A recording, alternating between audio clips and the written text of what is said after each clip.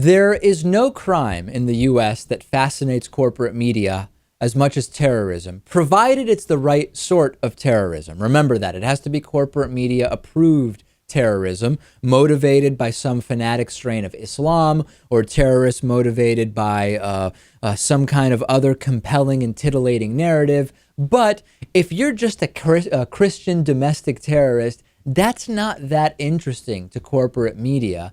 And we now have the story, which you may not have heard if you've been paying attention to corporate media, of former congressional candidate and ordained Christian minister Robert Rankin Doggart from Signal Mountain, Tennessee. He was caught on tape and on social media talking about wiping out a Muslim community in upstate New York. He reached a plea agreement in U.S. District Court in the Eastern District of Tennessee. He told an FBI informant he was planning on to attack the residents of a Muslim community known as Islamburg near Hancock, New York.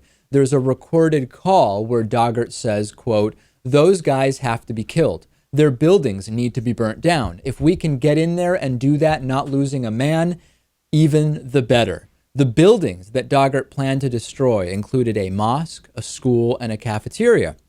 He elaborated in another conversation. "When we meet in this state, the people we seek will know who we are. We will be cruel to them and we will burn down their buildings. And if anyone attempts to harm us in any way, our standoff gunner will take them down from 350 yards away. The standoff gunner will be me." He also actually recruited gunners. He tested his M4 rifle to see if it would be good in the scenario he was imagining. This is a guy who was moving along with these plans, Lewis. It wasn't just some harebrained idea disconnected from reality. This guy was moving forward.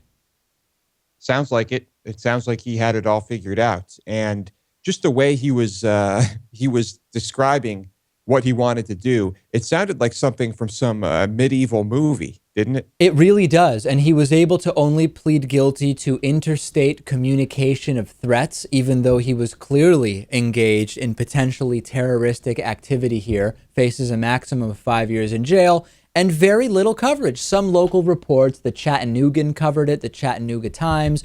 The only real coverage of this is from progressive blogs wondering, where the hell is the national coverage on this? If it were Muslim would-be perpetrators doing the exact same thing, you know what the corporate news cycle would be doing with this, Lewis. I do. So this, I guess this just isn't that interesting. Maybe if you were caught with a bomb, do you think it would have received a bit more coverage? We It's hard to had, say. remember the Georgia guys caught with the bombs, the pipe Yeah. bombs and one other type of bomb?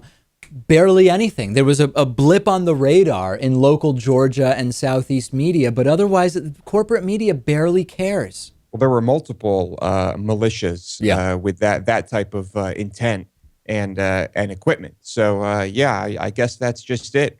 I suppose if you're just a white guy, it's not that interesting.